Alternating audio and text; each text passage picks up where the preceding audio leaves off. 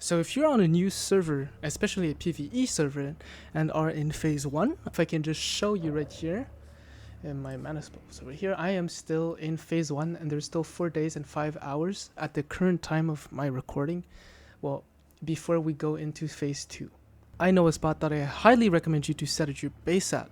This location allows you to have an AFK fuel farm going, and I say especially a PvE server because having an AFK fuel farm early can prep you better and early for Prime Wars since they drop better mods than your silos. But without further ado, let's jump right into where that location is. So the spot is, if I can open up map, this is where my base is located.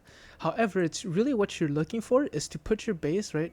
So right now here, this is Iron Riverside and this is Red Sands, right? So you want to put it at the edge between both areas. Pretty much this entire line around right here, right? It's going to be close to these crude oil deposits. And even if you're actually not in the Red Sands area, if I can just show you right here, I've got a few pumps set up. Now these pumps do require electricity. I can just show you right here. As you can see, power cost 10 watts. So you can actually increase the output of your farm, right? Just by putting more pumps and more refining facilities by going to your solar generators.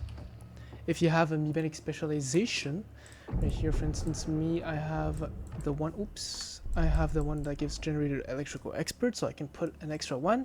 You can also pay someone else to come here if they have the another specs with the extra generator one that allows your solar generators to have more power. You can get them to build your solar generators, right? Also, if you have eels, if you come from a previous server, right? If you've already played and you've gotten eels, you can certainly, well, if I can go in my, turn that in here, manage material, not sell expert resources. So if we go here, expert resource, oh my god. I've had my game open for like around 20 hours by now, so the game is really slow for me, but if I go here, I can actually export some eels, right? And this can also boost my solar panels electrical power output. However, if you just come back to the fuel farm, right? So I have a few, well, water pumps set here, and they will actually pump out barreled crude oil, right? So after pumping that out, you can just put some refineries right here, refining facilities.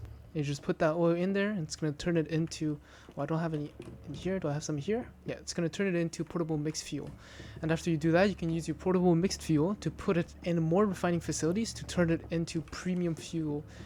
I believe I put it in this crate. Yeah, to turn it into premium fuel right here, barreled premium fuel. Now, this is just the spot around that I think that works. However, I've seen some people, well, set up their bases here. They also have some pumps going on there, so I'm not sure if it works since, well, there's no crude oil deposits near them, but you know, maybe it's worth to check it out if you notice that on your server this entire line is already full, right? Do keep in mind that you have 10 worlds per server. That is, like, currently, if they don't increase that, then you'll be at 10 worlds per server, right? So you actually have 10 chances to put your base here. I actually recommend to not expand your base. So for instance here, my base, right, territory upgrade maxed. So if there are other people over here already, if you don't upgrade your base, like your base's territory expansion or whatever, you might be able to squeeze your base in between two giant bases. But here, I was pretty lucky, right? There's no one over here. There's literally, like, I'm the only one here. There are some bases on the other side.